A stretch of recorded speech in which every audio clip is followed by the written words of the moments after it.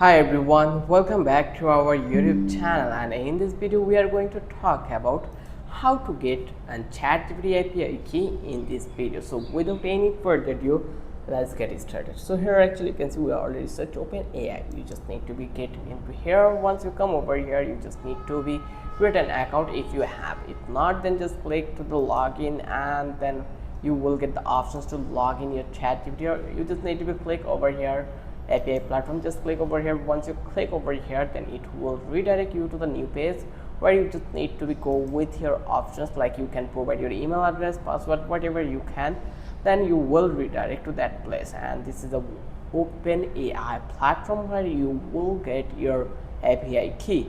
So from that place you just need to be search your API key, like here search API keys, and you just need to be hit enter, and then you will get the options to create your API key.